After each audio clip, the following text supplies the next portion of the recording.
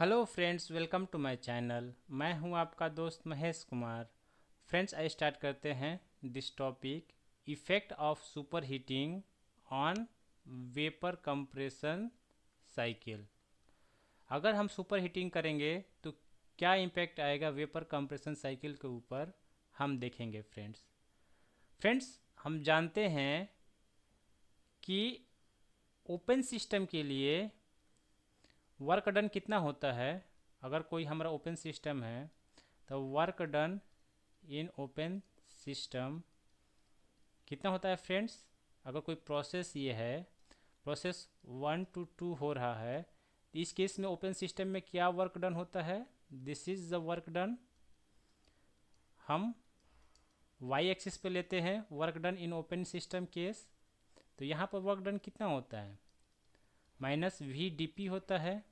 जब हम इसको सॉल्व करते हैं तो यह कितना आता है friends, gamma upon gamma -1 P1V1 -P2V2। हम इसको किस फॉर्म में, अगर हमें इसको टेम्परेचर के फॉर्म में लिखना हो तो क्या होता है friends, this is gamma upon gamma -1 MR T1 1 minus P2/P1 to the power gamma -1 upon gamma. हम इस फॉर्म में भी लिख सकते हैं work done by the open system. Okay, so this is the work input in the temperature form of the open system. Okay friends, इतना समझ में आ रहा है। now our compressor is क्या है, कंप्रेसर के केस में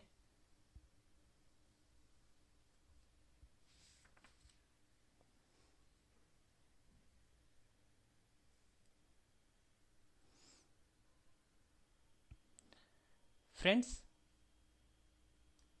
this is the TS diagram. Okay, this is saturated liquid line, saturated vapor line, and this point is critical point. This is the lower pressure where evaporator is working. This is the higher pressure and temperature where condenser is working. Let's suppose in original case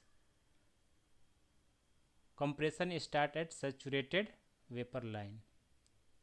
Okay friends, now हम इसको super heating करते हैं because हमें क्या करना है, effect of super heating देखना है।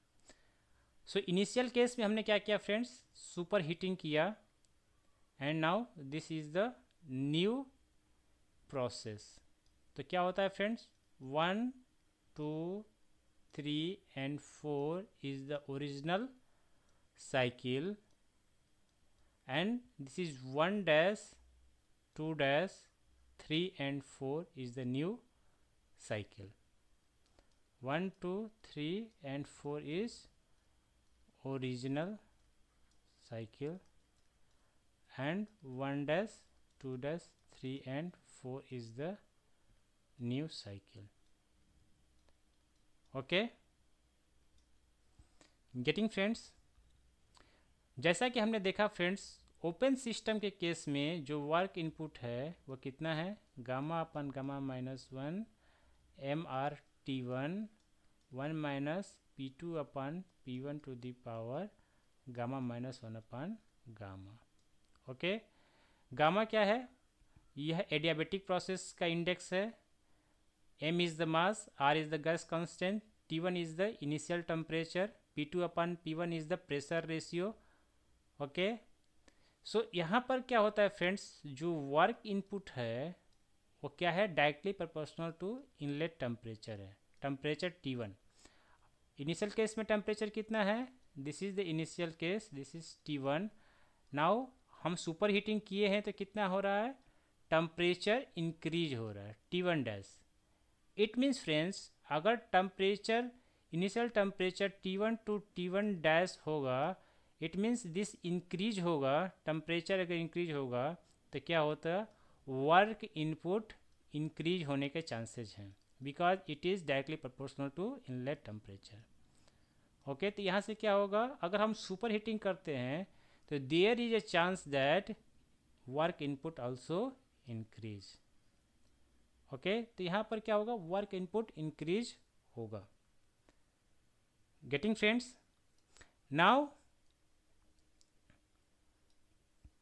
क्या होता है friends, in super heating case में अगर हम सुपर हीटिंग करते हैं तो अगर सुपर हीटिंग इवोपरेटर में होता है, if super heating is done in evaporator then क्या होगा, रेफ्रिजरेटिंग इफेक्ट इंक्रीज होगा।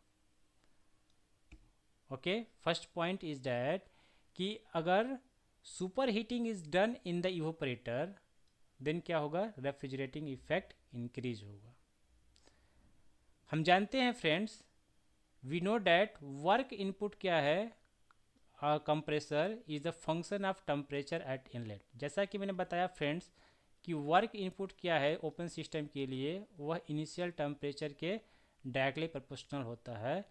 तो अगर सुपर हीटिंग के केस में क्या होगा, टेम्परेचर इंक्रीज होगा, T2 T1 डैश होगा, तो क्या होगा, टेम्परेचर इंक्रीज हो रहा है, तो there is chance that work input also increases.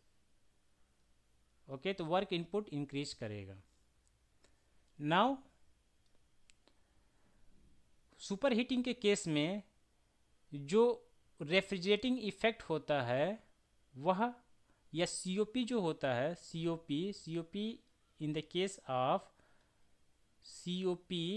Case of super heating refrigerating या वी कैन से रेफ्रिजरेंट के ऊपर भी डिपेंड करता है। ओके, रेफ्रिजरेंट के ऊपर भी डिपेंड करता है coefficient of COP in the case of super heating.